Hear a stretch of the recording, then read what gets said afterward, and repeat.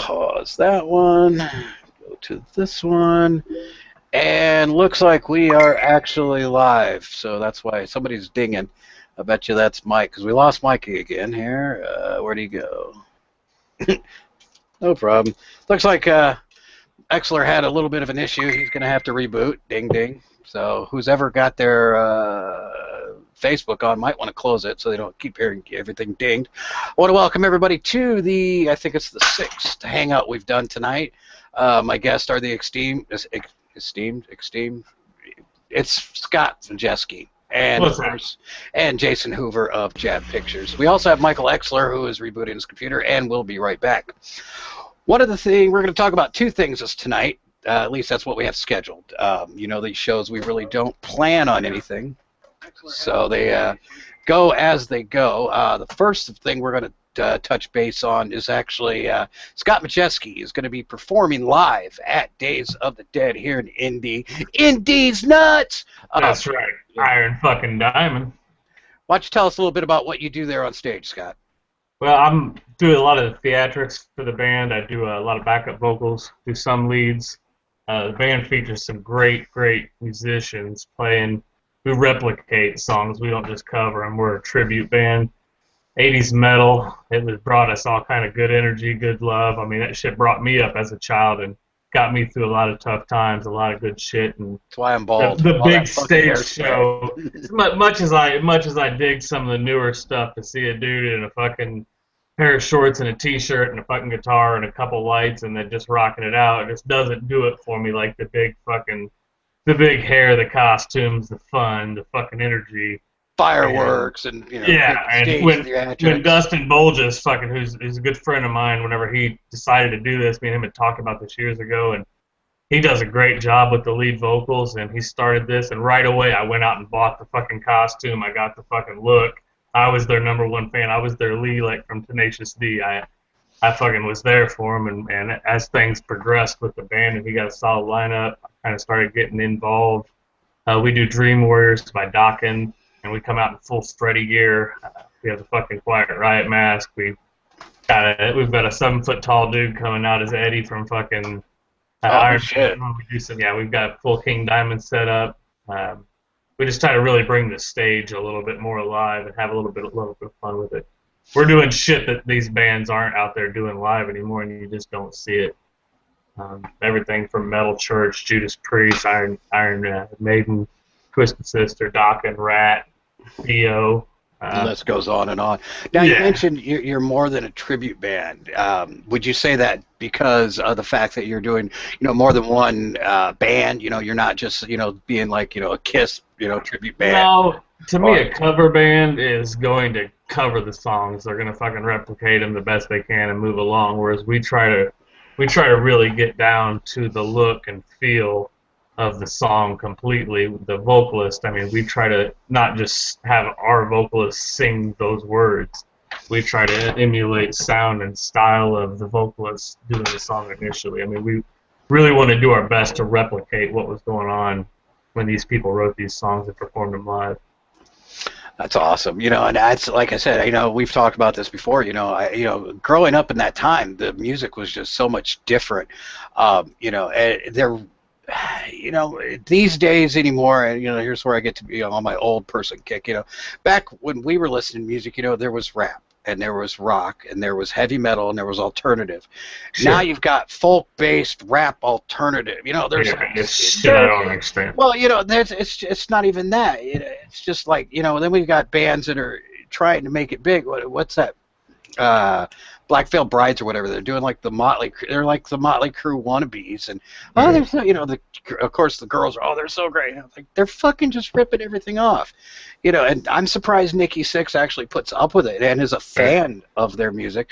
Granted, it keeps him in the spotlight, and he is an attention whore, which that's why he got in a band. Nobody does it for the money or does it for the integrity. They do it for one reason alone: the chicks. Chicks are bonus. Yeah, exactly. And that's really why most people get into playing a band. That's why I tried to. That's why I own a BC Rich. If you grew up in the '80s, that was the dream of owning was a BC Rich. I finally got one in my 40s. Hey. And I still suck. So never too late to rock. Yeah, exactly. You know, I'll have some beers and I'll plug in the little baby Marshall I got over here and have some fun. You know, but yeah, I don't think I could get on stage and play. Definitely. For one, I don't have the energy, man. I watch the videos of you guys, and it's just like, man, I'm getting tired watching this shit. Yeah. Oh yeah. Well, it had been years since I've had hair, and the first performance that I did with the band as a member, where I was on stage the entire time doing backing. I do backing vocals a lot. I have a lot of downtime, and sure enough, I fucking thrashed my ass off, and I hadn't done that in a while, and I was fucking sore. I forgot. I was old. It wasn't like when I was 18. I could thrash for fucking all night. Well, yeah, you know, I remember going and seeing what was it, Rat and Poison in 1983 or no 86, and that's actually when I caught Bobby Blotzer fucking my girlfriend. But that's another story.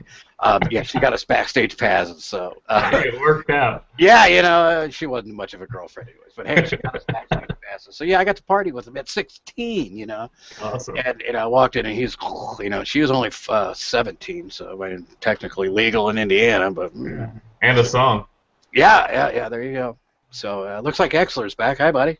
Hey, what's going on, guys? Welcome back. Do you have that shitty Lewis internet over there, or what? Is that why you keep... I was looking for my eye patch, but I couldn't find it, so come on anyway. There we go. So, well, and I'm really looking forward to the show, definitely. Good. I hope it all goes real well. I think it's a great setting for the band. I think it's going to give everybody, it's a good start. It's Friday night. It's right when the drinking's starting, so... We plan on playing from about 10:30 or so to about midnight, and then we're all gonna hit the bar and fucking party with everybody. There you go. Full costume and a little bit of fucking drunkenness. Well, yeah, and with having Dee and Steven there, you know, that's the perfect tie-in too. You know, it's a huge dream of mine to have Dee Snider. I mean, you know how much I fucking respect that dude. I've met a lot of celebrities, met a lot of musicians over my life. That was the first time I was really fucking nervous to talk to somebody. And yeah, he was a straight up cool dude, real with me. Awesome. And I'm thinking, you know, I'm hoping with the convention ending around the time we're starting, and I'm hoping we can at least get him in the fucking room. I know. You know, that would be definitely awesome. We need to definitely have a lot of video going for that night soon, just in case. You know. Absolutely, dude. You never know what's gonna happen. Well, yeah, you know, and you're right. Dee was, you know, is one of the most down-to-earth people that I've met. You know, in Atlanta, I didn't get much time to talk to him on the floor because I was running around so much, and but I got to go pick him up from his hotel because, for those that don't know, he does not stay at the hotel that he is booked in, doing conventions. Apparently, he had an issue with a fan like pounding on his door late at night, so he doesn't do it. So he stayed like a block away. But it being Atlanta, being a block away was a 5-minute drive. So I went and picked him up. So to take him back to and from the show, and got in the car. And ironically, I had "Baby Blue" by Badfinger playing, which, of course, anybody who is a Breaking Bad fan knows that was the final song. And he looks at me, he's like, "You know what this song means to me?" I'm like, "End of Breaking Bad?" He's like, "Yeah." So then we ended up talking about Breaking Bad for like 5 minutes, and then we started talking about Badfinger. For those that don't know, Badfinger was a pretty popular band in the 70s. And 2 of the band members actually committed suicide over money and a bunch of other shit. So, and he was like, "Yeah, do you know the story about it?" I'm like, "Oh yeah," you know. And he was impressed that I knew that, you know. And even in that, you know, probably 7-minute drive twice, you know, it was just really cool. It wasn't, you know, "Oh my God, Dee Snider's in my car" thing. Well, it was, but it was just, you know, he was very down to earth. You know, it's just like, you know, I picked a guy up that I knew. It was like, "Yeah, come on in." Dude, got in the car, drove over, and he was just fucking awesome. I'm probably not going to be doing much driving in Indy, but that's one person I plan on getting. So, yeah. So, anyways, well, that's that, and that's all that. I know a lot of people are here for the main attraction, which is con drama. We do have a lot of con drama in the business. For the people that know and the people that don't. They will note after tonight. Exler, let's put you on the spot. I know, you know what? I haven't heard anything from Jab for a while. Mr. Jab Pictures, Jason Hoover. Say hi to everybody. Hey, how's it going, kids? Good. What is your biggest issue with cons? Tell us a story about something that really pissed you off at a con. It really depends on if, you're talking about... I mean, I don't know if it's a good thing or bad thing, but I've seen cons from both sides. You know what I mean? I've gone to cons before I was a vendor as just a fan, so I've had that chance to see it just as, how normal people see it, while I've also had the experience of being inside of a con as far as being a vendor and putting on the film festival and kind of seeing behind the scenes of it.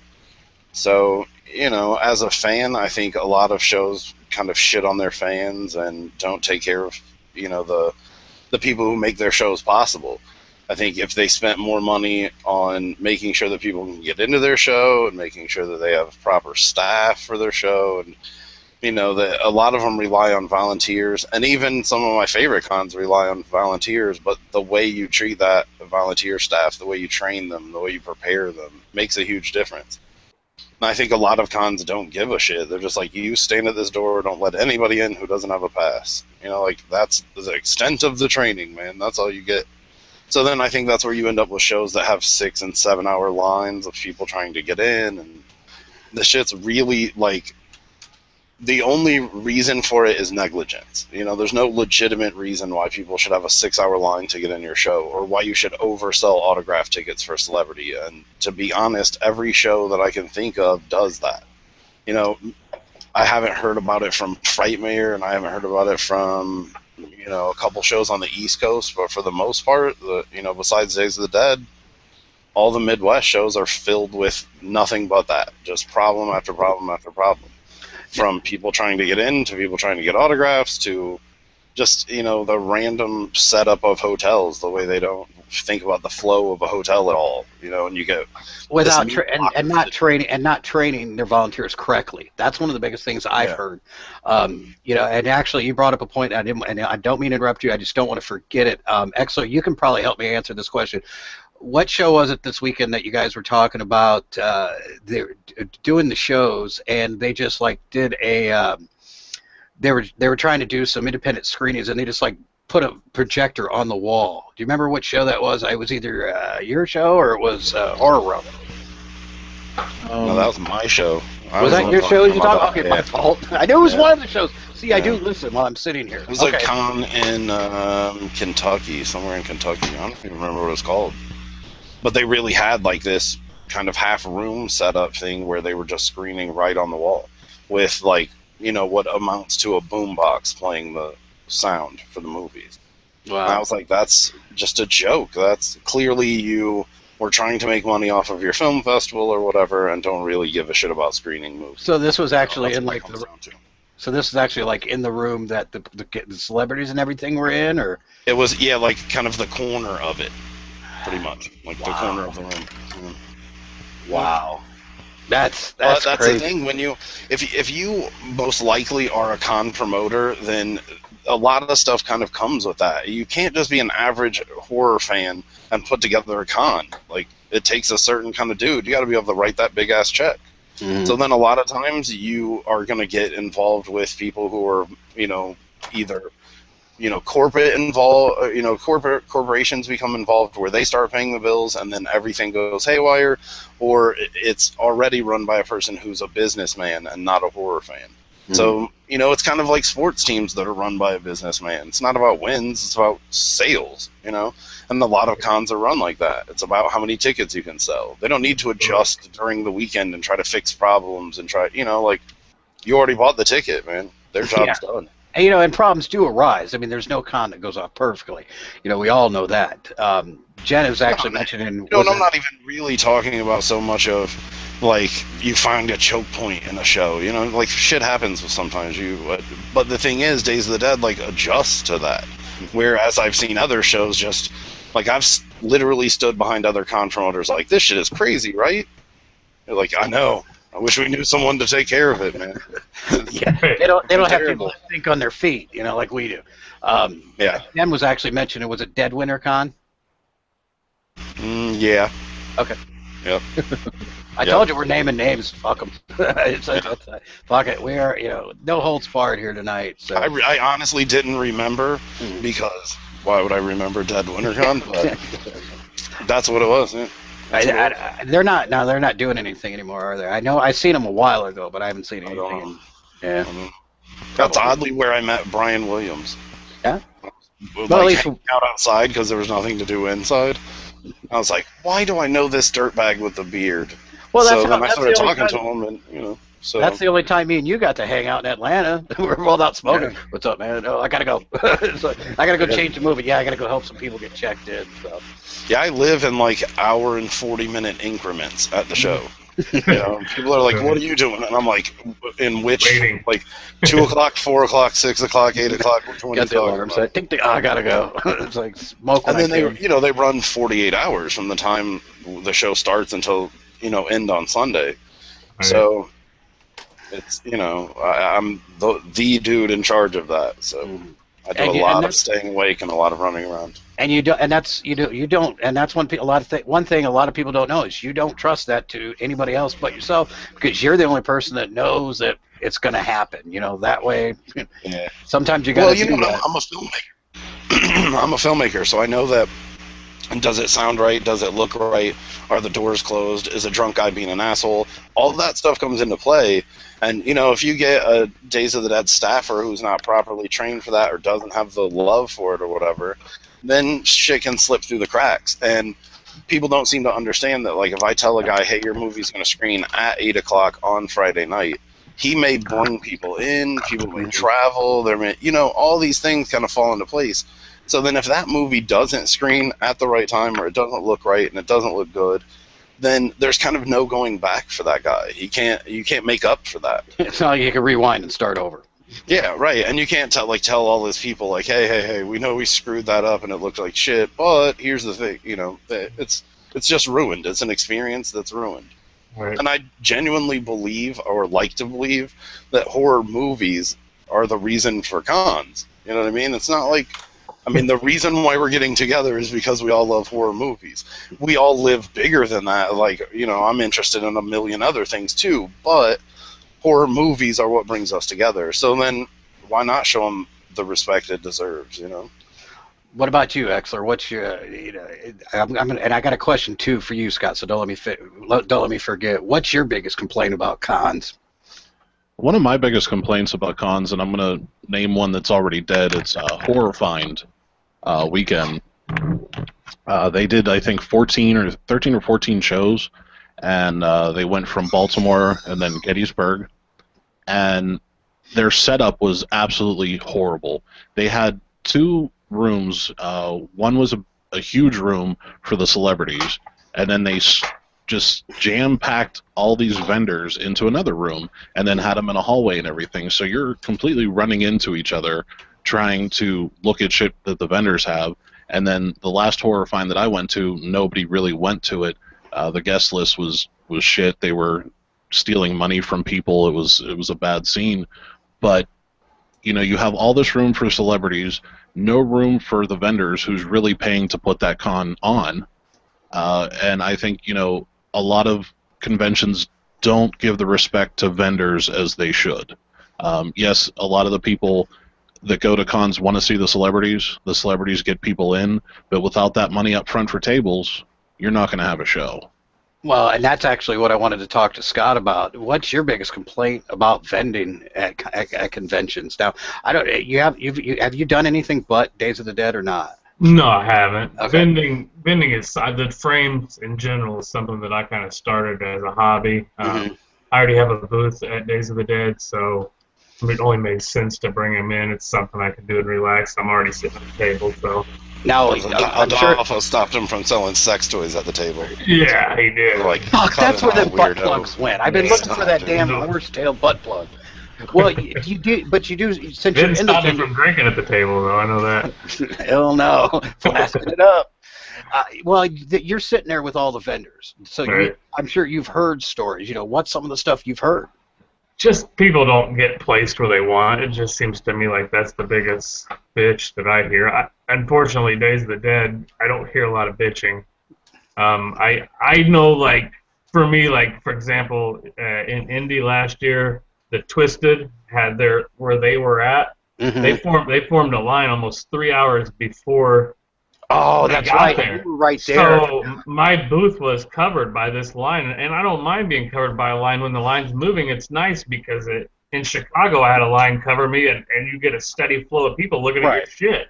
Mm-hmm. But with nothing better to do but look at your shit. But for example, in Indy, it was steady 3 hours of the same fucking people I was staring at. You're like, I left a couple times. I had Dustin over there signing autographs. I'm like, this dude will sign your shit for free. He's cool. He's a musician. You know, so I mean, I didn't even think of a bitch. Placement, I think, is kind of a bitch. But you know, you never know what's going to be hot either. I mean, Jason probably knows more about where to look to sit. I just kind of sit wherever the fuck. He just like put me wherever. Well, yeah, I'm there to get drunk. I go to these conventions to see people like you guys, to fucking have some drinks, you know, to meet some new fucking friends and to share some shit in common with people, music, movies, and you know, I mean, it's just a good to me. The more conventions I do after being a part of this one, the more I just fucking, I see people come in and leave, and it's just a business, and I like the fact that I go to this, and I enjoy going to this to have the community sense. Well, you know, and that's one thing, you know, that's definitely a great thing about the entire con industry is, you know, a lot of people are family.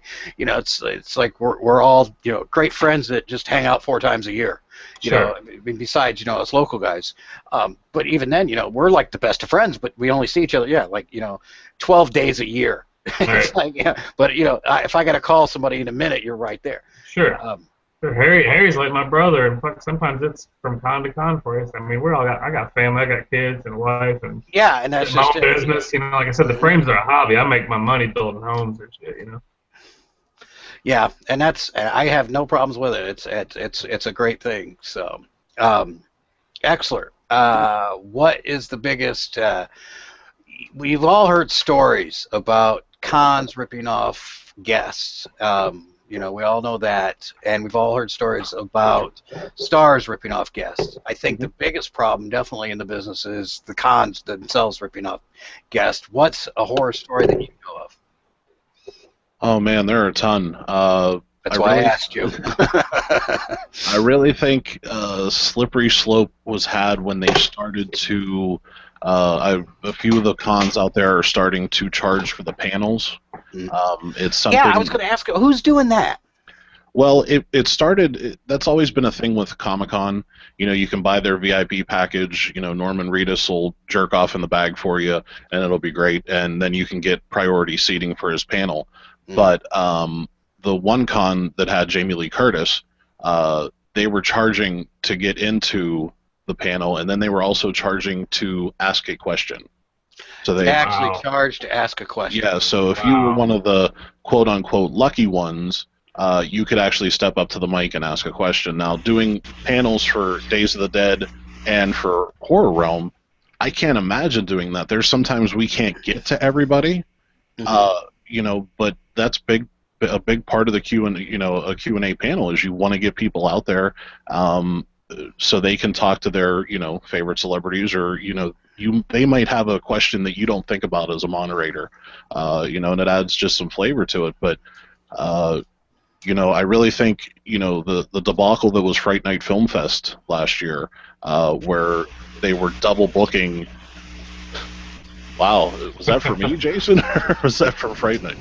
No, that was for Fright. This one is for Fright Night, and this one is for Ken. Nice. Okay. So, got showing its ass. But, you know, they were booking the photo ops the same time people were supposed to be in Q&As, you know, celebrity guests, what I'm meaning.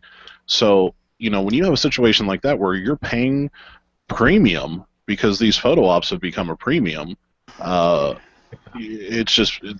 the prices we could talk about forever, and I completely understand where people are like, well, this isn't 1998 anymore, inflation, all that kind of stuff, and I completely understand that, but when you're talking $60, $70 for a picture that looks like shit, I just don't get it. Just it. I see the pictures that people post.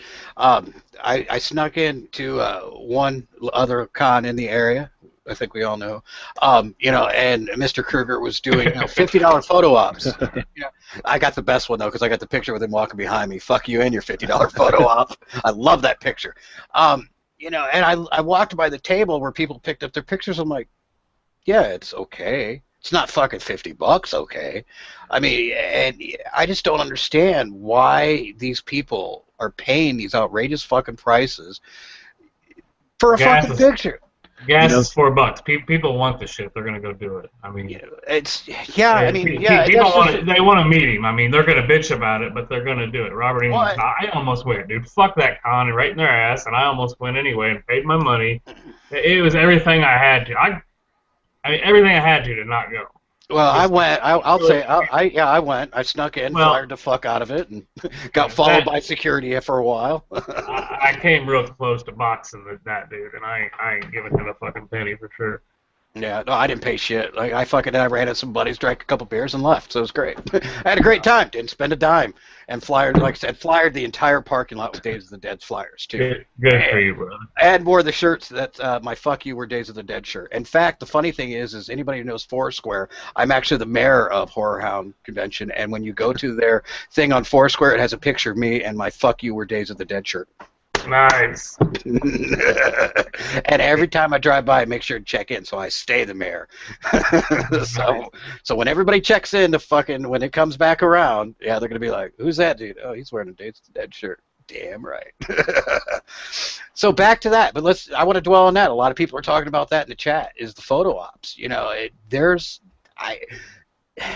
I wish I could just explain to these people, and I'm sure everybody agrees with me, explain to these people what they are actually doing to themselves. You know, they're paying outrageous prices for stupid pictures, and they're putting themselves, they're basically creating a plateau for them to consistently pay the pictures. Now, I could understand if it was, an entire cast, I might spend a little bit of money. That would be fucking awesome. You like an entire Hellraiser cast or something to that extent.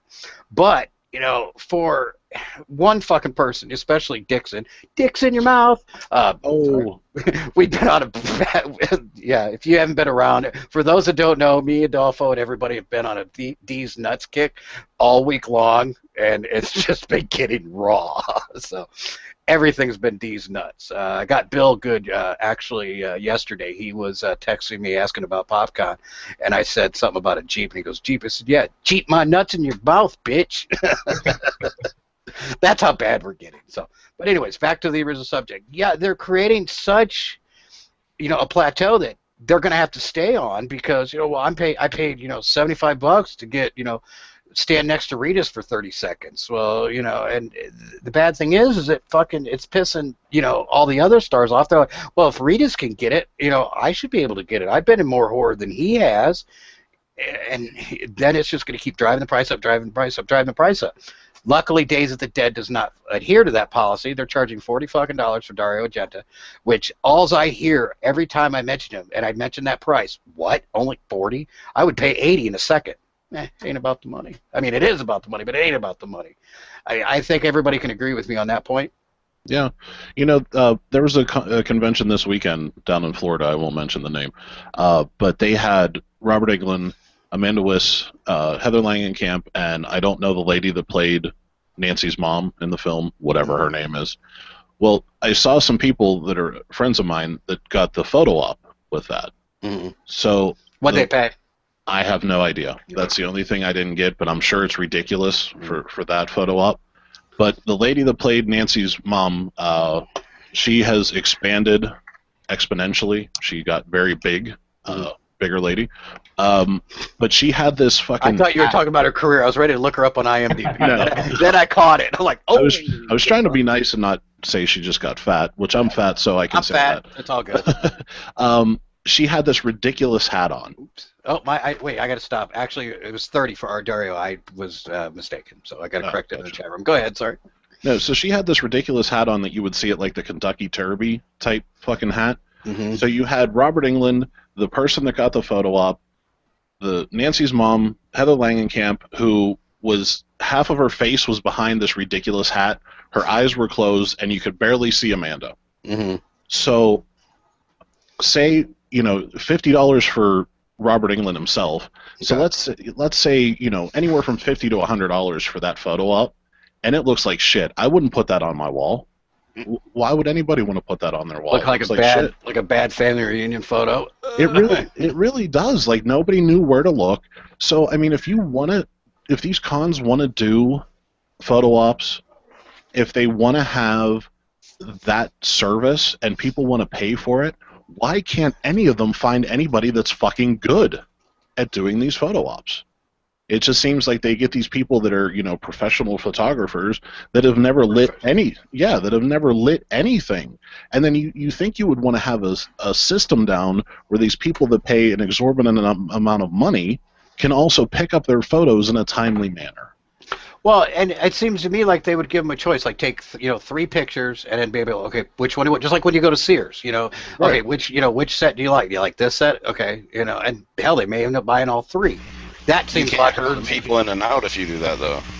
Very good point. You know how you make money doing it like this? Click, click, click, click. Next. That's how they make money. Next, click, Stand next. in, right? Well, hey, they are sheep. What it comes down to. They're sheep. And I don't even know that it bothers me. Like, if people will pay it, then that's, like, you can't hate somebody for having a business that is supported, that people think works. Like, have you seen the line? There's a lot of people in line. I mean, we can be pissed, I think, at the people that we don't like the way the scene's going, that it's costing so much for this thing that doesn't seem to pan out in the end, and why it continues to go on when people don't seem to be happy with it. I don't know. But the problem, I think, they're making them do it. I mean, everybody in that building's got a camera in their pocket, and they're making them pay the extra money to go in Good point. and have this stupid guy take a picture. Yeah, it's all 3 of the parties' problem. I mean, it's the people taking the picture, the people running the con, and the celebrity. The problem is the celebrity's like, can I make an extra $1,500 if I do this? And they're like, yep, deal, done. Yeah. Now, what really needs to happen is you need to find your favorite horror celeb if you have a problem with it, and say, the fact that you're doing this is the reason why I'm not going to get your autograph and I'm not in that line. Stop ripping people off. We're the reason you're famous. Right. You know what I mean? And then walk away. I think if more people did that, then the celebrities would understand where people are at. But the God's honest truth is, look at the line. There is a huge fucking line. Yeah, so they wouldn't do it. It can't be that big of a problem. People can't hate it that much. Yeah. Jason, The new school class of people, they don't have an idea. They don't know what the fuck it costs. Right. All they know is you stand in line for 3.5 hours, you meet Reedus, you pay $55 or whatever, and everybody on your Facebook page likes it. Done deal for a 19-year-old girl who doesn't have a lot going on. You know what I mean? Like, Right. No, so Jason, it's a. Go ahead, Mike. Sorry. No, you make a good point. When we started From Dusk Till Con Radio almost 3 years ago and working with Adolfo and East Coast Horror Group and all that, we used to be an advocate to try to let people know what's going on with some of these cons and the photo ops and everything. And it got to the point where we just kind of got tired of talking to ourselves. Beating a dead horse. Yeah, these fucking people are going to want to go and spend all their money that they have on terrible photo ops. And if they want to, go ahead. I'm not going to. It just sucks for the old school people like us that have been going to cons for fucking years, that have supported this genre for how long. Some of us go back a fucking decade at these cons, that we're affected with what we can purchase because these people are driving the price up. So, like Scott said, gas is going to $4 a gallon. If you want to fucking get all that autographs and your fucking photo ops and all that shit at a high price and not pay your mortgage payment, go right ahead. But don't look down upon us because we have a different opinion of what people that we make famous, what people we put food on their table with the films that they're in, should be charging. So, they always say it's an option for the fucking photo ops. Well, it's my option to fucking bitch about them too. Well, it's not even at some. It's not even. But like they said, I forget who said it earlier. Some of it's not an option. At Horror Hound, you could not get a picture with Kruger unless you spent $50, or you walked in front of him like me. And there's a lot of them that are doing that now because they're just like, well, I want the money. And I understand they're in the business. I don't expect them to, I would not expect them to sit there all day long and sign, autographs for free all day. That's not why they're there. They are there to make money. But, it's like there's a simple point where, they probably make, they don't see it, but they probably make more. Look at Sid fucking Haig. He signs $20 for something that's his, $10 if it's yours. And takes unlimited. You could take 20 fucking pictures of him, and he'll sit there and shoot the shit with you. Yep. And that man just continues to go to con to con to con. And I'm sure he makes a decent living. Money. You know, versus, you know, Kruger, who goes, and how many cons does Kruger do a year? You know, 5 maybe? 750. That's the thing. People don't see. People are like, "What? Robert Englund's coming?" I'm like, "Yeah, to every fucking town in America. What are you talking about? Like, Monster look that Mania guy's has him schedule twice a up year. sometime. Like, yeah, he's at a shitload of cons and film festivals and everything else. You could meet Robert Englund, I bet you, within 8 hours driving distance of your house within the next 2 weeks right now. Seriously. Because it's not that hard to do. It's not that hard to meet Robert Englund. No, he's just the more expensive Kane Hodder at this point. Sure, and the problem still, it rests at the people in that line. And I don't know if it's a problem. Like, if those people have that money to spend, I mean, I think if you look at the line, like you said, not paying your mortgage, there's not a lot of mortgage payers in that line, dude. It's a lot of people who have money to blow. Mm-hmm. The biggest problem I have as a vendor is you're not giving it to me, but that's kind of the asshole approach, you know what I mean? Like, you should be able to spend money on whatever the fuck you decide you want to. I think the fact that, you know, some of us, or all of us, I guess, here have a problem with the photo ops isn't so much as, you know, isn't so relevant as it really is that people support it. People want to have that. So, I mean, we can bitch about it, but I think at the end of the day, it does work. And that's the problem. I'll tell you what my bitch about it is. My bitch about it is I can't get a picture with Freddie now because I won't pay $50 for it because everybody else will. I'm forced to pay it. My bitch is you don't have an option. My bitch is you can't pay your $30 for an autograph and get a picture on your cell phone. Mm-hmm. You have to get the fucking photo. At some stars, I'm even okay with paying $10. You know, I went over the weekend. I went to PopCon, and I met Ron Glass, which I guess he's in some show now, Firefly or whatever. But I don't watch that shit. But to me, he'll always be old boy from fucking Barney Miller. That's the only person I wanted to go, and I paid $40 fucking bucks for the autograph. I'll admit it. He's one of the people who are going to die soon, so I probably won't have a chance to get his autograph the other day soon. And then it was another $10 to take a picture with it. Okay. So you're part of the problem. No, I paid. Yeah, no, you are. Photo op, though. Yeah, you are. You should have said, "Go fuck your mother's mouth, mustache." That's what you should have said. You should have been like, "You're worth $20." Period. And that's the thing with Sid Haig. I don't think it's that. I really genuinely, to me, don't understand any person being worth, you know, the $50 or $75 or whatever it is to talk to him for 2 minutes. It's just not. Like, I love Robert Rodriguez. I fucking would love to meet Robert. But when Wizard World had him for that 175 or 225 or whatever it was, that's like ridiculous. I'm not giving you that. That's not happening. You know what I mean? Golfo told us. Robert Rodriguez would have to come over to my house and hang out and drink beer and puke on something. You know, for $225, like, for real, you better kiss my old lady before the night's over. Like, we're gonna throw down. I'm not gonna pay that to like sit in a panel or whatever and listen to him talk.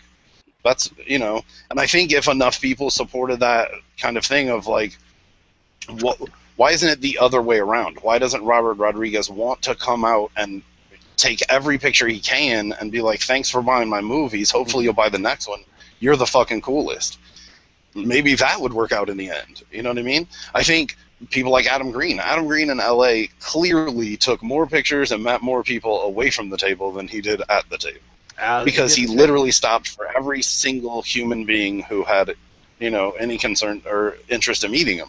He's just that kind of dude, you know? And I think that, in the long run, as many cons as I've been to, that's what lasts. Yeah.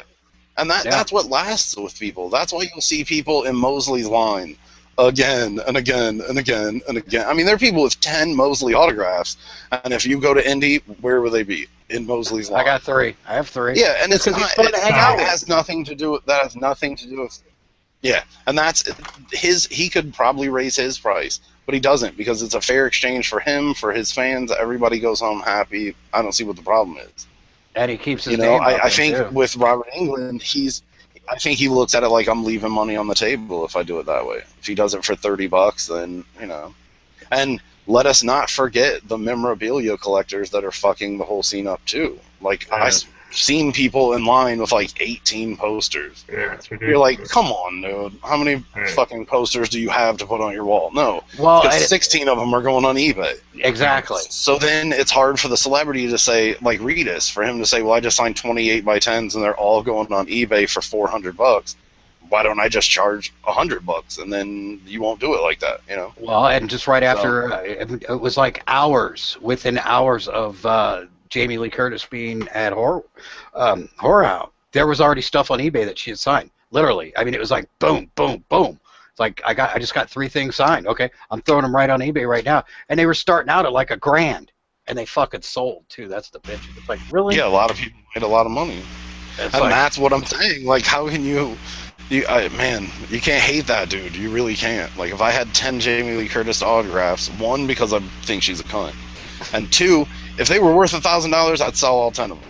Oh, you know absolutely. What I mean? Like, if you paid $50 or $75, if somebody offered me $100 for this picture, I'd take it. Any buyers? Any buyers? You know, I don't blame it. You know, you can't blame them for making money. I don't know that that's even cons doing it. To be honest with you, I think it really comes down to fans in general have shifted, and they're not the same fans anymore. You know, I think shows like, you know, Culture Shock are trying to bring that back to the old school way it used to be, the way, you know, kind of autograph shows used to be, and card shows and comic shows. But you'll never stop the MegaCon. You just won't. They'll just get bigger and bigger and bigger. That's just the way it's going to be. I think you either have to learn to accept that Days of the Dead is a niche thing and is a fucking cool oasis in the horror scene. You know, that you can, you know, alienate all those other shows and say, I just don't want to participate in that shit. I want to be at a show that still keeps it the way I like it, you know? And that's a good point. You know, it's the con, I guess, the con industry, and granted, I've only been about 6 years into the con industry. You know, it's coming from starting at, you know, being an attendee and then working my way up to whatever I do now. I've seen, even just in that small amount of time, you know, I mean, I know you guys have got much tenure on me on it, you know, and I only hear what you guys have told me, but even from everything I've heard, just the amount of change that's been in the industry, it's like you almost wonder, is it going to keep going the way it is, except for the ones that seem to maintain the best fan relations. And it doesn't seem like a lot of cons are worried about that. You got cons that sell tickets and the stars don't show up. I don't remember all the names of them that I've heard. I've only read the stories. You get cons, and like you were saying, Nixler, you know, where they're double booking people. You know, it's like, okay, well, do I get my autograph or do I go to this panel? So then there's that. And the fact that you're sitting there like this walking through. I mean, is that something everybody agrees on, that it's the con industry is changing for the better or for the worse? I guess that would be a good question. The con I go to and hang out at is getting better. You know, as far as other shows, you know, they can die if that's what they're gonna do, or get bigger if that's what they're gonna do. I'm kind of, you know, not concerned with it, man. Really, I'm a part of a show that really I think does it the right way. Oh, absolutely. Absolutely. You know, and even, like, it's been hard for vendors. Like, a few of us ate dick at the first few Days of the Dead shows. Like, you know, it takes a while to build a community and to get people to support you and to get people to, you know, back you. So you kind of had to stick with Days of the Dead in the beginning, you know, just by knowing, like, this thing seems cool. It seems like the way they set it up is cool. Their after-hours event seemed dope. So, you know, not every show is perfect from the get-go either. But I think the way Days has adjusted, I think the fact that I've seen them hand out questionnaires during the show. And they're always proactive. Yeah, like, how did we do? Like, what's messed up, you know? And then they take all those, look at them, and switch stuff for Saturday morning. Sure. Like, that's insane for a show. Shows don't do that. They just put on a show and fuck you, you're there. You know? Go see a panel or whatever. The honest answer is it's a pain in the ass to try to schedule 14 different things that make everything work out and make this panel not against that thing and make sure this guy's not leaving for the, you know. Because I've seen even with, like, the photo ops where a guy will leave the table for a photo op, and then he leaves the table for Q&A, and then he leaves the table for his lunch, and then he comes back, and you're like, dude, it's 3 o'clock in the afternoon. You've been here like 40 minutes. Yeah. What are you doing? Well, and then then you got the guy that's standing there who's next. He's like, well, I'm going to lunch. You're going to have to wait till I get back. Yeah, that's when you should be like, hey, hold on a second, and then spit into his mouth. That's what I would do. While you're talking, never mind. Here's $10 for me to be able to spit in your mouth. Why would you, like, I'd be happy being cattle to some fucking dude who's in a thing you liked. You know what I mean? Like, that's bullshit to me. Like, I've met bands backstage and rappers and a bunch of different people, and some are assholes and some aren't. And I walk away from that and knowing that. Like, well, and like, the thing of it too okay, is the lead singer from 311's an asshole. Fuck that guy. You know? Well, and the thing of it too is, you know, are you going to really tell this guy something he hasn't heard 40 fucking times already? Oh, I loved you in that movie. Yeah, so did the last 7 people before you and the 20 people behind you. Now, if you ever sign this, get the fuck out. No, but as a filmmaker myself, when would that get tiring for me? Right. Like, I genuinely believe in the tap dance aspect of it. Like, I give you $30, you fucking tap dance, man. I want the machine to come on. You better smile and twirl and whatever else I ask. Write whatever I want. You know what I mean? Like, that's a fair exchange. You're spending a couple minutes of me telling you how awesome you are, and you sold literally a piece of paper worth 40 cents or whatever for $35. Right. What the fuck does a celebrity have to complain about? You know what Tim, I mean? That end of it is crazy to me. Tim has a question. How come Paranormal Activity has a new movie every 7 months, but they never have a table at cons? Anyone? They don't have to. They'll put a movie in the fucking box office. It'll suck and it'll make fucking millions, and it'll cost $30,000 to make. These are working people that they don't need to. Because society is broken. Yes. That's the reason. So and it's kind of like the same Yep. thing with the photo ops. You know, that's what people are expecting horror to be. So they're going to go, okay, well, it's a new Paranormal Activity. I'm going to go see it. You know, so I guess if that's what they're fed. You know, the Hellraiser reunion, they were at the 20-year reunion, I think it was. They were doing a thing. They said something about doing a sequel, or not a sequel, but a remake. And they said Doug Bradley wasn't going to be Pinhead, and everybody's boo, boo, boo, and Doug Bradley said, let me ask you a question. How many of you want to see this film? Nobody raised their hand. He said, how many of you will go when it's in the theater? And almost the whole room raised their hand. He said, that's why they'll make it. mm-hmm. You know, straight up honest. You're gonna go. I mean, you're gonna make it if they go. If you build it, they will come. The reason why I can't tell you, like, I couldn't tell you if Paranormal Activity sucked, because I've never seen one. Neither have I mean, so I've seen one of the hard early for me to ones, bitch about it. You miss nothing. Yeah, I don't support that. Ghosts aren't real, kids. Get over it. For real. Yeah, ghosts aren't real. No! Stop it. It's crazy. But no, if the fact that society supports bullshit has gone on as long as time, I'm sure somewhere in the caveman culture people were like, why does this guy follow a douchebag? I don't know. Shit happens, you know? People are assholes. The fact that the con scene has seemed to move towards wanting to pay people for that is a problem, but as long as they keep doing it, people will keep cashing in on it. I assure you of that. Like, that's the reason why they don't have to do a dope background, and they can just green screen you in front of some bullshit that's off-center and blurry. Whatever. You know what happens? They sell a shitload of them.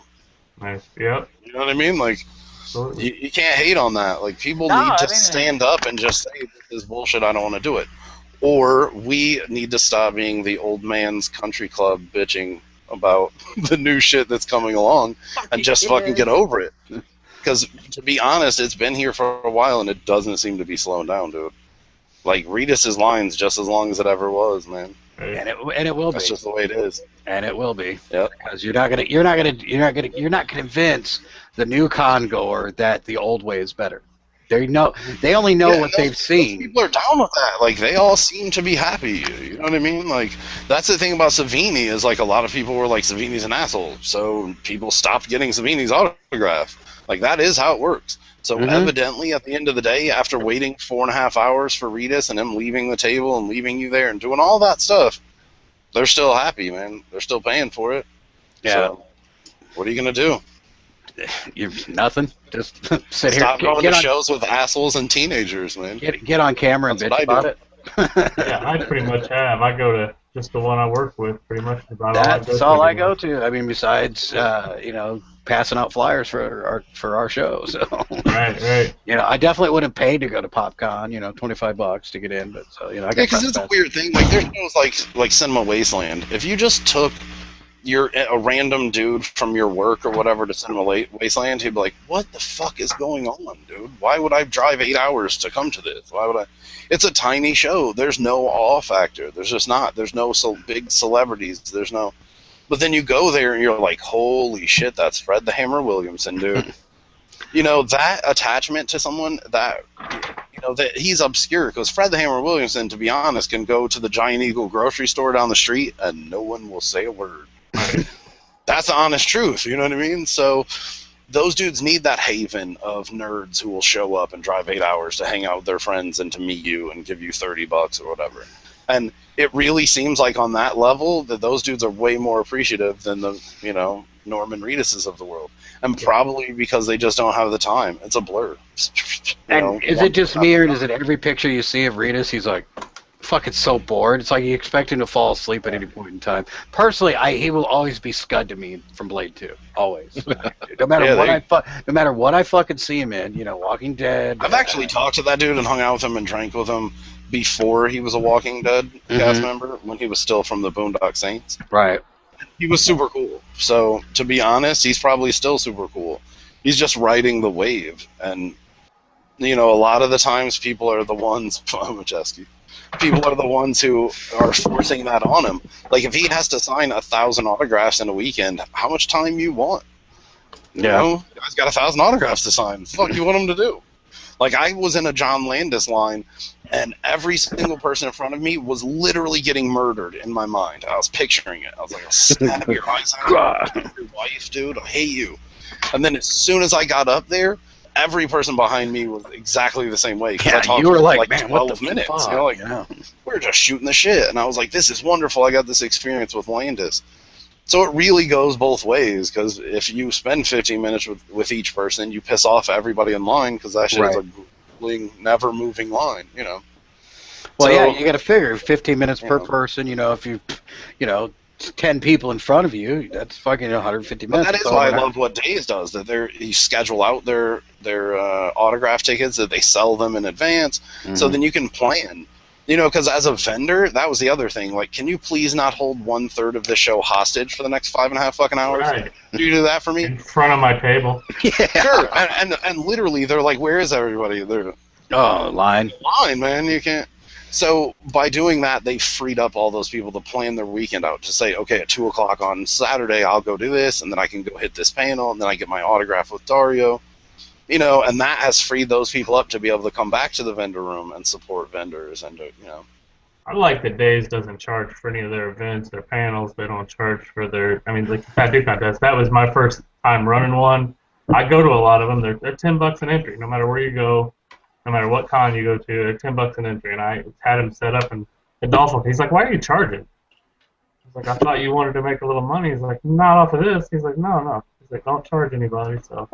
Yeah, man, it's been like that from the beginning. They take care of everything, and it's just another place where money's freed up that can be spent in the vendor room, be spent on people like. Yeah, and I think that's mostly because it's a rare situation where you're going to find somebody that can pay the bills and somebody else that really loves it. Right. Not only loves horror, but loves music and events and planning shit, and is a great writer, and is a fucking super intelligent dude, and doesn't take any shit, and enjoys what he does. Yeah, enjoys the whole thing. Yeah, of course. And there's just not a lot of Dortas in the fucking world, man. There's just not. Like, thank God. I'm fortunate to be a part of it. I know that. Yeah, the fact that they found one and put him in charge of it, and I mean, he's the reason that show is cool. Yeah. Literally, you know. Yeah. I mean, he has to answer to Rick and Bill, and they all kind of do things together, but the reason why that show has a fuck you, this is what we're going to do. We're going to make sure that everything, like Majeski's saying, everything's included. You pay one price, you come here all weekend, you stay here. When the show ends at 11 o'clock, we're just getting started. Yeah, like that's only the schedule. Your money just starts to be worth it for the ticket price at 11 when that show closes on Friday, you know. Absolutely. And then the fact that because he's a horror fan, he instantly kind of can third eye see the way stuff works, where he's like, well, you can't put that panel there then, because then all the people getting out of that panel are going to walk right past the screening room right as that movie's starting. So, like, you know, you just can't find that. The dude's just good at what he does. That's the reason why that show is as gnarly as it is. It's not just trying to herd people. Yeah. You should get that wig, Bill. You like that? That is I shit. think this is fucking awesome. Fucking big, especially with the bandana. I was playing with it earlier. There's all kinds of fun effects. Where was that mirror one? I actually had a picture. There's one where it's got like a mirror effect, and I was actually freaking my wife out because it looked like I was kissing myself. It's like, you wouldn't do something like that. You're not totally a grown-up, Bill. Dude, I will never grow up. You know, my mom always taught me, if you are not having fun, you are not living. And now I refuse to grow up. I've got just as many Hot Wheels on my desk as my kid has running around his bedroom. I mean, I love my toys. You know, so as Adolfo does too. He's got more than I do. As I do. Since I've spent 2 weeks fucking redoing. Jesus Christ! For those who have not, for those in the chat room who have not seen this, go to Scott Majeski's page. In fact, I will link you the goddamn link to these pictures. And I literally had nothing to say. I'm just going, Jesus! I didn't know he had. For one, I didn't know I had that many. I mean, everybody's got toys. I mean, if you're in the horror community, we've all got toys. Some have more than others, obviously. Yeah, I got my share. I got my share and yours. I mean, yeah, you can even see just in the background right there. Can you pan your camera at all, Scott? Yeah, look at there. Jesus, that's a thing of beauty, man. Whole fucking room. Not even a wall. I won't even say a wall. I'll shut up so it quits. Yeah, there's no wall space anymore. And you're very proud of it. That's I'm great. so proud of it, dude. I built all this fucking woodwork and shelving and everything and painted it. Yeah, and I'm proud of this shit, dude. For those that don't know, Scott also, besides being a heavy metal band member and running the tattoo contest, he also sells some really awesome frames. I got one. Chicago. I got it. Chicago, yeah. Yeah, and it worked out perfect for my Heather Langenkamp picture, and Freddy Krueger's in it too, but I'll never pay to get that thing signed. Nope. But it's a really cool frame. I'll sign it for you if you want.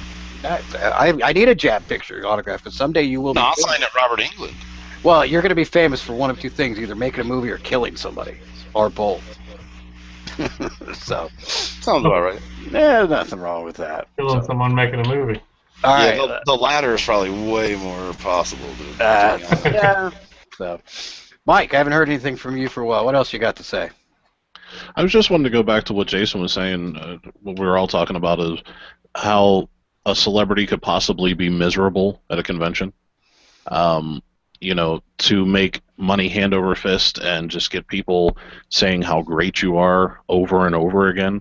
My ego would love that. I don't see how that could become boring. Going back to Horror Find, the one celebrity that just worst experience I ever had was Malcolm McDowell. He could not have been more disenchanted with the whole thing. He just didn't seem like he wanted to be there. It was $30. You got your autograph. You got a free picture. But he wouldn't look at the camera. Again, just really a dickhead. And again, my whole thing is, why are you there?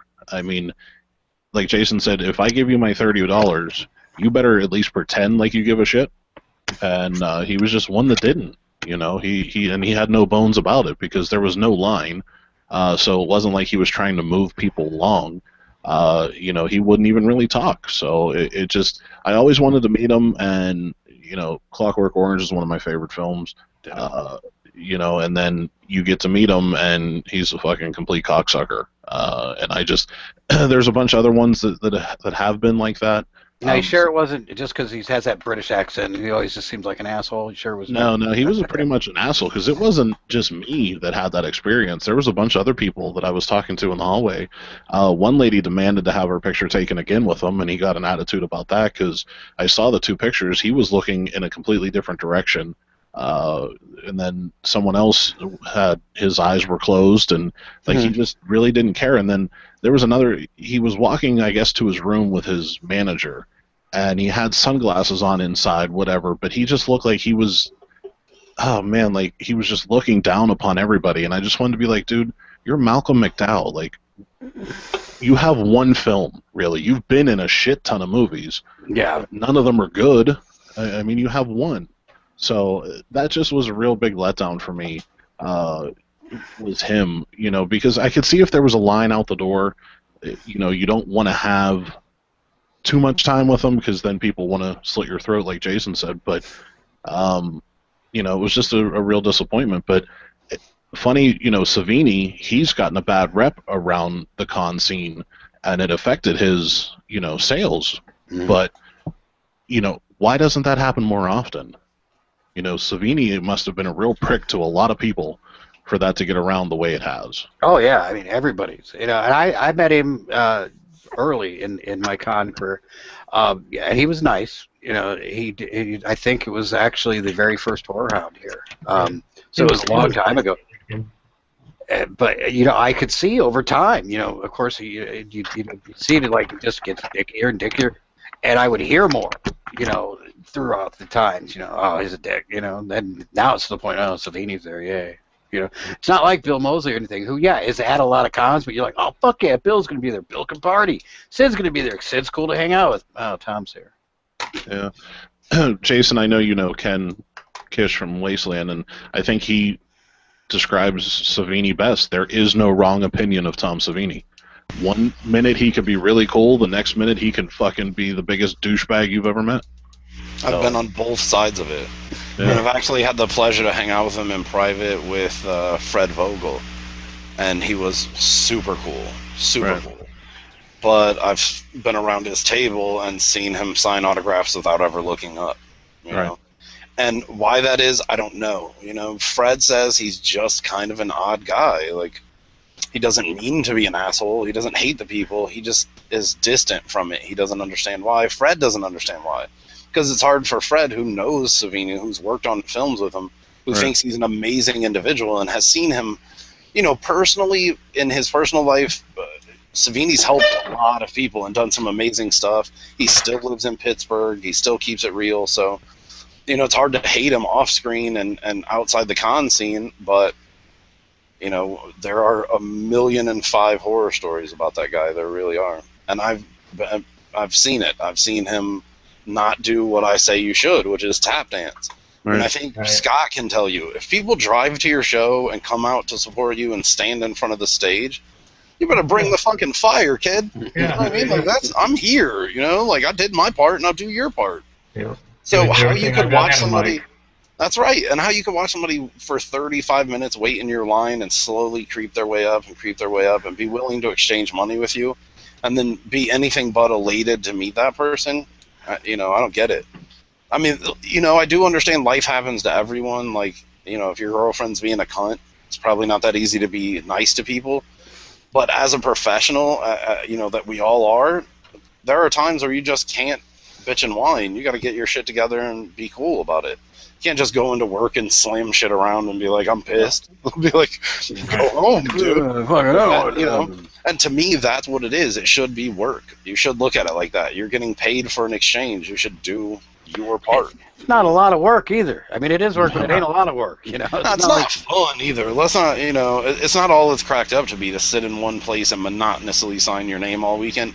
It's not the funnest thing in the world. Mm-hmm. But most of them people are getting a guarantee pay, a trip, and per autograph signature. And go dig a ditch. Try that shit. There's a lot of work that you can do. Sure. So that's where, to me, it comes down to shut up and tap dance. Right. Well, I've seen that a lot. I've seen that a lot with the guests. They'll start a con, like on a Friday, and they're really excited, and then it starts to taper off. Then they come back on Saturday, and again they're real excited. I mean, that's a lot of people don't realize. They are human beings. You're gonna get tired after a while. Sometimes you gotta go out. Satanicus there in the chat room was saying something. Jason Mewes didn't seem very friendly in Chicago. I did not see that. My wife was actually his handler the entire time, and he's definitely a different individual, so I probably shouldn't base it on that, but I see, times where he'd be, just bouncing around, boom, boom, boom, boom, boom, and then there's times he's like, oh, I'm fucking tired, and, we'd go out and have a cigarette, and we'd try to get away from everybody, and once he went out and had that cigarette, he'd come back in, he was back to bouncing around. You get a lot of that, too, so what a lot of people don't realize is these stars, you sit in a chair for 8 hours a day. doing, I mean, and just signing your name and saying, everything, you're going to have that. And it does suck that they do, but I can appreciate, I guess I understand it more when you look at it that way. Yeah. Of course, he's an actor, so he should have acted better, I guess. I think Muse's ultimate downfall is people expect him to be Jay. Exactly. And to be honest, that's a character, and two, that's him a long time ago. I mean, he's had a lot of changes in his life since then. You wouldn't believe. The fact that you see that guy sit at a table and have somebody come up like, dude, you got to come outside and smoke a bowl with us. Dude, and he's like, nah, but then I'll do 100 pills and get hooked on crack. So I can't do that. Yeah. And you're like, how the fuck are you a fan of Jason Mewes, but you don't know he's a recovering drug addict? I could wake my wife up. She'd tell you the same story. People, I'm your biggest fan in the world. Dude, let's go smoke this joint. Fucking busting it out and handing it to him. And the man is a recovering addict, and he still, to this day, has, issues with it. And, he's, it's hard for him. I don't think I could do it, if I was an addict the way he was. And he has this reputation that people are like, when they see him, they're like, we're going to party. This dude's going to party. He's going to throw down. I'm going to have these pictures of throwing down with Jay Mewes. And to be honest, he, can't be involved in that stuff. Yeah. At all, like on any level. Nope. So if you want to meet Jason Mewes, go to the Starbucks at 5:30 in the morning. Yeah, we had a blast. We went to Walmart. I went Walmarting with Jason Mewes. You could, if you told me that 10 years ago, I'd be like, what? Yeah, because he's a super, super cool dude. Oh, dude, he's awesome. I still text him all the time. In fact, he butt dialed me like last week or something. I'm like, hello. My wife's like, who's that? Yeah, so if you have drugs for Jason Mewes, just bring them to the Jab Pictures table. Yeah, we will more than happily give them. Destroy it and.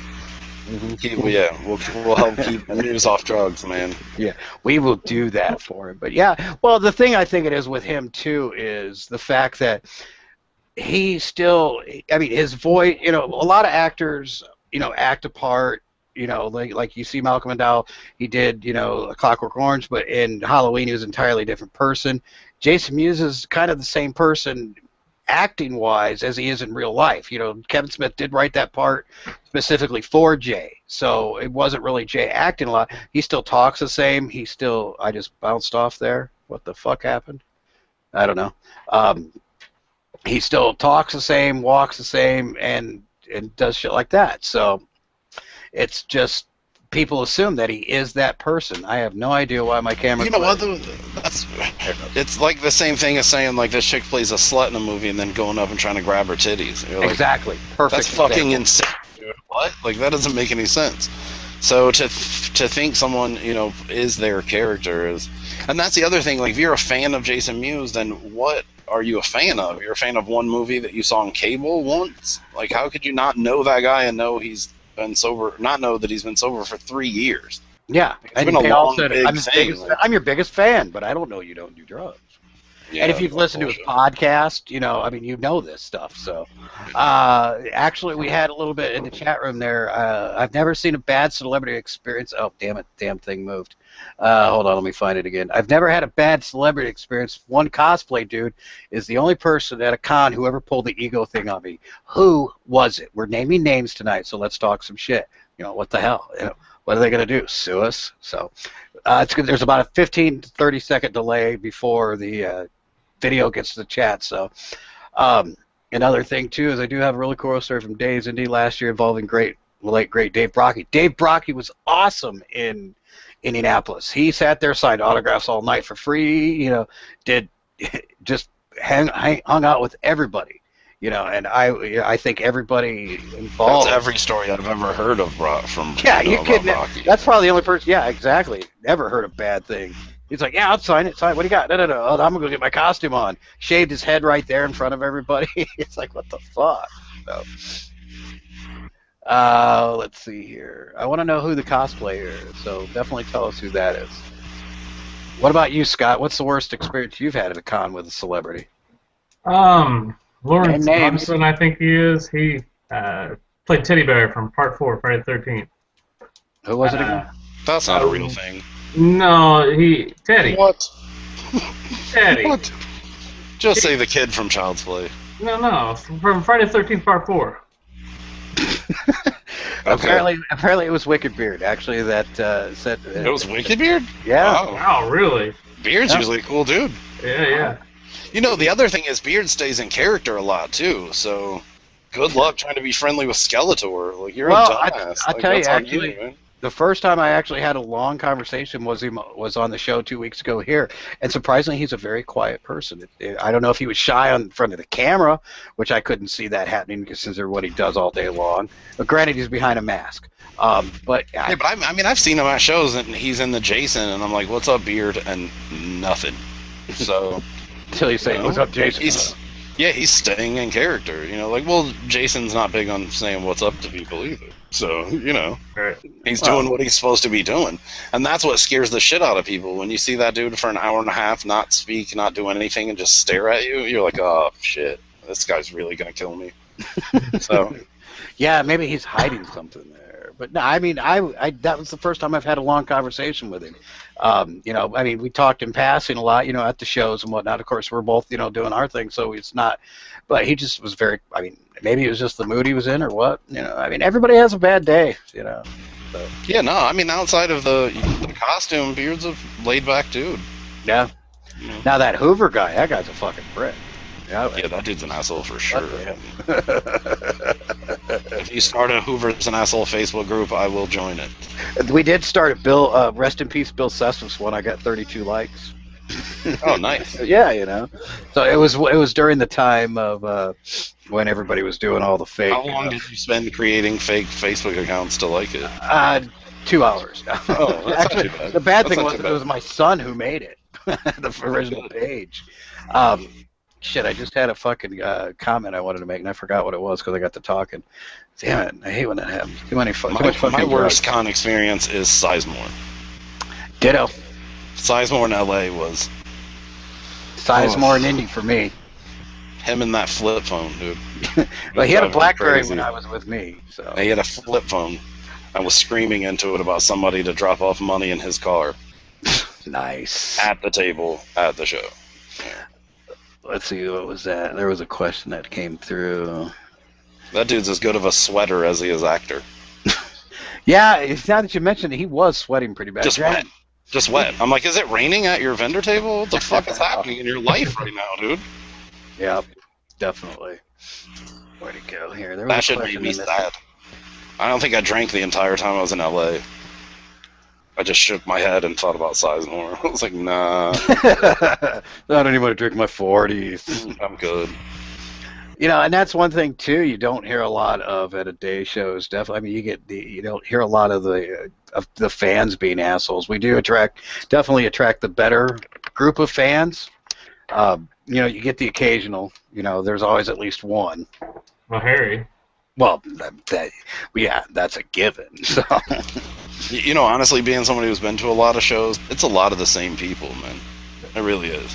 You know, that's like having 2 shows in Indianapolis. There's not 30,000 people that go to a horror show in Indianapolis. No. There's like 4,000 people that go to all the horror shows in Indianapolis. Doing the tour. That's how that shit works. Yeah, it's the tour. You know, like that, I think where the whole con beef thing started with Days and Horror Hound was because they went to Indy. But the honest truth is, Bill grew up in Indy. Yeah. You know, he was part of starting Horror Hound in Indy, right? So, you know, if anybody had at least some credit to, you know, set up an Indy, Bill did. I mean, I think it had a little bit of fuck you in it, too, of like, you're not doing it the right way, so we're going to come right inside and show you how. Well, there was that, and then there was, one person said it was their idea, the other person said it was their idea. One person came up with proof, and the other person quit talking. Yeah, I saw that text. Yeah, you too, huh? I think we all did. And that's the thing, is like, when Days first of all, you can go back to Famous Monsters Con. When no thanks. No, well, but when they started, that was just, it was like, here's a chunk of Horror Hound fans. You know what I mean? Like, they were all the same people. They literally were. I know, because I was at both shows and at both, you know. So, and then Days got that way too, and it was like, okay, now it's a bunch of people I see at Horror Hound and some people I don't.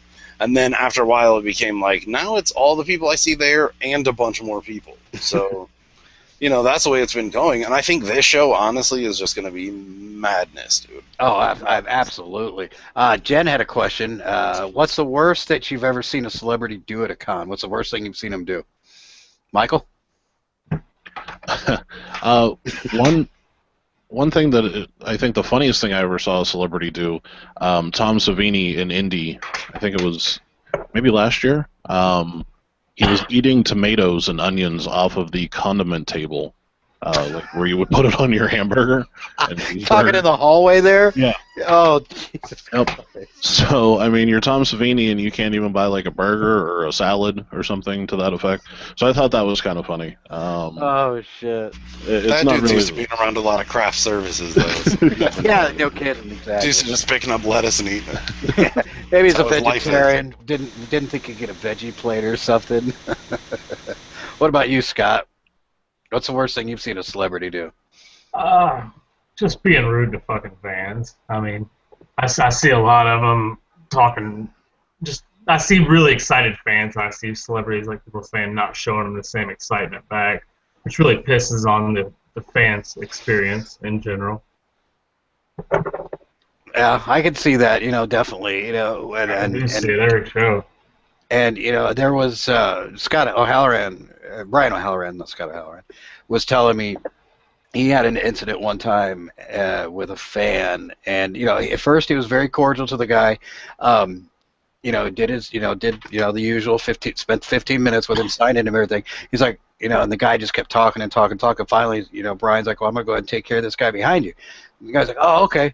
He just moves to the side and keeps talking.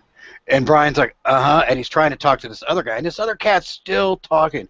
Brian, he said this guy went on for 45 minutes, and finally Brian had to go to the guy. He went through like 3 people, and the guy was still talking. Finally, he goes to the 4th person, and everybody in the line could tell what was going on. He's like, hold on 1 minute, and went and got a volunteer. He was like, get this guy out of here. And it was just hilarious to hear him tell that. And I see a lot of fans do that. I mean, I guess there's a point where you can get overexcited. Oh, absolutely. They are still human beings. They are not robots. Well, Jason said it's a business. I mean, they're there to make money. You can't spend the whole time, but you can feel like your point was valid. I mean, to them, it was nice for me to tell Jason, hey, your movie kicked ass. I fucking love this part. Mm-hmm. Did this to me, made me feel this way. And Jason to say, hell yeah, I appreciate it. This happened when we filmed it. Sign the autograph and move on. Instead of just looking, like you said, some people don't even look up. I mean, I've seen it. Just, what's your name? Yeah. Move along, and that just makes the person getting the autograph feel like. There was another one I had besides Sizemore that did. I couldn't remember who. And it was just like. And then celebrity bitch, like, well, we hear the same thing all weekend. It's like, shit. Being something else good. Yeah. You know what? Most You're the one who bands was only play in the one same good song movie. every show. I mean, Yeah. you play your hit, Well, and then you get the stars, and we'll go name some more names in about 2 seconds here. You get the stars who do, about that much in horror. And granted, it's a big horror franchise, but their part was really about that big. And they still think they're a star now. This was back, I want to say 20-some years ago. You talk about Linnea Quigley like that, goddammit. Oh, no. We will not talk about the goddess herself. No, Mr. Alec Vincent. Mr. I'm a big star still. Yeah, you're a big star still. That's That dude was never a star. Yeah, I mean, you were this tall when you did these movies. You're about this tall now. And you can't get booked at a fucking con. I mean, even fucking Ari can get booked at a con sometimes. Well, and to be honest, you have people like PJ Souls. PJ hasn't exactly been in anything, but PJ's fucking awesome. Yeah, and she's another one that's awesome. She's a great person. She gives you your money's worth. She listens to you. She has a conversation with you and bonds with you. Like, I sat next to that lady at a vendor table in Atlanta for the first Atlanta show and watched her literally connect with every single person who was in her line. Like, all day, all weekend, till Sunday at 3 o'clock, she had just as much time for that person. First time, and then you see her again in Indy, and now you're like, oh, her line's twice as long. Mm-hmm. Okay, there you go. Because people are going back to hang out with her, Yeah, and that Alex dude's just an asshole. He's just a douche outside of that he was in a movie. Like, the honest truth is, sometimes people are in movies and still are people you wouldn't like outside of what they did, you know? So if you just met that dude somewhere at a mall or something, you'd be like, or if he was a friend of your friends, or you'd be like, this dude's an asshole. Fuck this dude. But the fact that he was the kid from this movie or whatever is what generates people to come see him and want to meet him, and, you know. He's the next Lonely Virgil. There you go. Well, I think with Alex Vincent, too, I met him at the first Mad Monster party. And, I mean, as a celebrity, I think you have to look like you don't want to commit suicide at your table for people to actually want to come up and talk to you, no matter what film you've been in. So if you look like an asshole, yeah, that's exactly what it is. I mean, he just looks pathetic and sad, which I'm sure he is in real life. So, you know. But if you're an actor, act like you're not. Right. You're supposed to be able to do that, but he was a kid actor, and, you know, does that even really translate as an actor? I don't know. No, that dude's just douchey. Like, if you met him at a 7-Eleven, he's just a douche. Like, what are you going to do, really? There's just not a better explanation for it. There really isn't. Some people just aren't great people. Some of them were in horror movies once. Yeah. I think, you know, that's what it comes down to, promoters and stuff, saying, like, I want to put on the best show I can. So it's the reason why you don't invite the guy who gets too drunk to come over to your 4th of July party. Because you're like, that dude gets too drunk. He pissed on my vacuum. You can't come to my house anymore. Dude, I was drunk. I'm sorry. I will never Promoters have to do that. Promoters have to just be like, well, you didn't pull your end. Bye. We're not going to book you anymore. Speaking of which, you actually touched on a subject I forgot about. What about these fucking handlers who think they're fucking stars? Oh, man. Anybody got anything to say about that? Yeah, I have a lot to say about that. If you're making fucking T-shirts up, Sean Clark, you know, this is the second fucking set of T-shirts, and I don't care if it's Sean Taraj or Sean Nato or whatever the fuck it was. You're a douchebag, dude. If you didn't have Norman Reedus, you wouldn't book anybody because your fucking guest list is shit. You have all these lower level fucking people, but you got lucky because you sucked Norman Reedus's cock, dude. You're a fucking joke. If you weren't doing this, nobody would fucking look at you. Nobody would talk to you. Your mom probably fucking hates you. So fucking go eat a bullet. And oh god, I fucking hate Sean Clark, dude. Who would make a shirt for themselves like that, dude? It makes no fucking sense to me why you would do that and why people go. He made some shitty documentaries, Horror Hallowed Grounds. What the fuck is that? Nobody gives a shit. I've seen your panels, and from a guy that does panels, your panels blow, dude. You might want to actually love the thing that you're talking about before you put your own self on your fucking 25th anniversary of fucking Halloween, dude. Fucking take your pictures that you sign for people for free, shove them up your ass, and anybody that thinks Sean Clark is a celebrity, he's not. He's about as big of a celebrity as I am, which I'm not. But I don't fucking dye my hair or fucking have photos for, you know, to sign East Coast Horror Group photos. What a fucking douche. You're a nobody, you're a fanager, you just happen to have a big celebrity. That was probably the best answer I have ever gotten on this show. Fuck. Just for the, he was right on it and right on the money. You know, I met him at Horror Find, that last one. What a god-awful show, just because I had to be in the same room with him. My wife actually had to leave the conversation. She's like, man, he's like a fucking greasy car salesman. And whatever the beef Phil Putt and him have, whatever that is, you can talk to Bill for 3 days straight and he won't mention Sean. You talk to Sean for 3 minutes, Bill has come out of his mouth 27 times. Well, I think we've got that point crossed. I don't think anybody could top that. I'm not even going to bother asking anybody else to answer the question. Yeah, I don't know who it is, so I can't. Yeah. Not much I can say about it. Well, you do get a lot of that. You get the fanagers, you know. First of all, you know, besides the managers who think they're stars, you also get the fanagers, the guy who, you know, has talked to, you know, star XXX on Facebook 3 times. Well, I bet we can get you over at Days of the Dead, and they'll, you know, or any other con. You know, I could get you, you know, and I see a lot of that reading through the emails. Well, I've talked to such and such, and it's funny because I was telling Adolfo about one, and he texted the guy. He's like, "Hey, this person said they could get you," and he's like, "Who?" So, Yeah, that's been one thing that's been going on. In fact, Adolfo was going to do some shirts one time. I don't know where we went with that. I think we kind of got sidetracked on it because of the Harry Bean thing, which, by the way, real quick, jump down. If you're on the webpage, make sure to scroll to the bottom, click on that link there. Our good buddy Harry, his mom has been battling cancer. She did beat the cancer. Unfortunately, she got hit with a shitload of medical bills. We were doing a fundraiser. You can get some kick-ass prizes, including a lifetime VIP pass, lifetime regular weekend pass, lifetime supply of shirts, and all kinds of cool Days of the Dead shit. We're actually going to be doing some auctions and stuff, too. So make sure and at least go check that page out. If you can't donate, I understand, shit, money's tight all over, but at least share it on your page. Man, Bill, she took good care of me when I was young, and Doris is a great person. And I've never met her, but I have.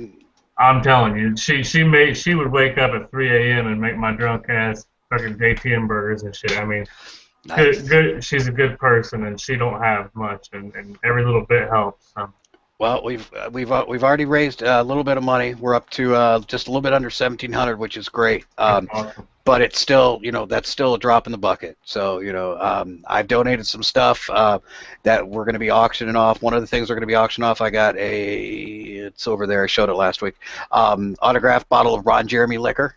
Is adult rum. I went and got it autographed by him. That'll be going on sale. A few other things too. So, sorry, didn't mean to get sidetracked on it, but yeah, make sure at least click that link at least once and share it once on your page. We'd greatly appreciate it. But back to that, yeah, you get a lot of people who think they're stars because they know a star. So, but yeah, Adolfo was going to do T-shirts at managers are not stars or something to that effect, and.